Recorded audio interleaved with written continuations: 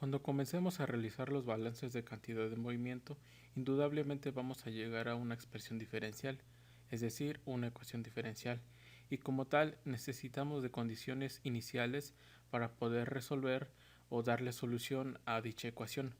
Por lo tanto, es imprescindible conocer cuáles son las condiciones límite que necesitamos para poder resolver esas ecuaciones diferenciales de la transferencia de cantidad de movimiento.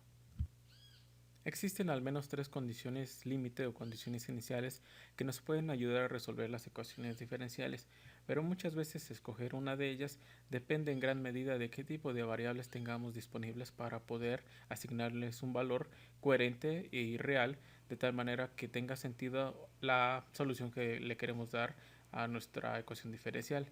En este caso, las variables de interés pueden ser temperatura, pueden ser velocidad, viscosidad, presión, fuerza, etcétera. Aquí el objetivo es tener poder condiciones que se adecúen a lo que necesitamos para que la solución tenga coherencia. Vamos a ver la primera condición inicial, que se llama condición de tipo Dirichlet. Esa condición concede el valor de la variable en algún punto de la frontera del sistema, o también se especifica el valor de la función en un punto de la frontera. En términos simples, esto quiere decir que nosotros necesitamos darle un valor, o tenemos que tener conocimiento de que la variable tiene un cierto valor para un tiempo específico, generalmente el tiempo cero, que es el inicio de, del fenómeno. ¿Por qué es importante saber esto? Porque de esta manera la ecuación diferencial puede empezar desde un valor para poder predecir los demás. Sin este valor prácticamente es imposible decir o predecir el comportamiento. Podemos definir la ecuación diferencial, pero mientras no tengamos un valor de inicio, no podemos decir cómo es que se va a comportar ese fenómeno físico. El ejemplo sencillo que podemos colocar aquí es la velocidad del viento que arrastra un tren. Por ejemplo, la velocidad en la dirección X del aire en las fronteras de un tren es igual a la velocidad del tren. Es decir, que la velocidad del aire es arrastrada a la misma velocidad a la que va el tren. Por lo tanto, la velocidad en la dirección X evaluada en la frontera cuando X tiende a un valor de alfa es igual en este caso a 120 km por hora. Vamos a explicarlo más adelante cómo es esta nomenclatura de las condiciones límite, pero esa es la idea principal. Tenemos que considerar la dirección, la evaluación en la distancia de esa dirección y cuál es el valor que se obtiene. Otra condición frontera es una condición Neumann, que especifica el valor de la derivada direccional en la dirección normal, en uno o más puntos de la función del sistema, siempre que la función de interés tenga derivadas en el punto de estudio o de interés. Esto quiere decir en términos sencillos que nosotros tenemos que especificar el valor de la derivada en algún punto. Esta derivada no necesariamente tiene que ser normal, simplemente tenemos que conocer cuánto vale la derivada del valor. Recuerden que la derivada es la recta tangente a un punto de la curva. Y aquí viene la otra parte de la condición.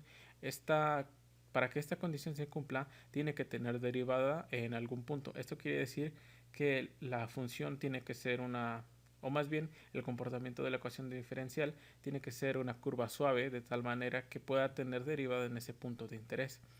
Como ejemplo podemos colocar lo siguiente, vamos a colocar lo mismo que en el ejemplo anterior del tren, pero ahora en lugar de la variación de la velocidad únicamente, va a haber otro tipo de variación. Veanlo de la siguiente manera, la variación de la velocidad v respecto de la distancia x, es decir, la derivada en la dirección x del aire en las fronteras es igual a la velocidad del tren. Esto quiere decir que el aire va a tener una velocidad de acuerdo a la derivada de la velocidad respecto de la distancia en una dirección x con un valor alfa. Eso es lo que quiere decir. La condición mixta es una condición que une a las condiciones Dirichlet y las condiciones Neumann. Esa consiste en considerar una condición de tipo Dirichlet en un extremo y una condición Neumann en otro extremo del sistema. Esto para que tengamos una condición de valor inicial y también tengamos una condición de derivada que nos diga cómo es que su tasa de cambio. La condición de no deslizamiento es una de las condiciones más importantes porque se aplica a los fluidos para poder entender cómo es que debemos aplicar las condiciones anteriores. Con frecuencia el flujo de los fluidos está relacionado con el contacto de paredes en sólidos, por lo que es importante conocer el efecto de las superficies en el flujo de los fluidos. De acuerdo a Sengel y Simbala, todas las observaciones experimentales indican que un fluido en movimiento llega a detenerse por completo en la superficie y adquiere una velocidad cero A esta característica se le conoce como condición de no deslizamiento. Esto quiere decir que cuando un fluido entra en contacto con una pared, aunque este fluido lleve una cierta velocidad, la, la cinética o la cinemática del movimiento del fluido va a inferir o va a indicar que ésta va a detenerse en algún punto de tal manera que la velocidad se va a volver cero. Esto quiere decir que la velocidad en la frontera del sólido con la frontera del líquido va a ser cero por esta condición que es una naturaleza física.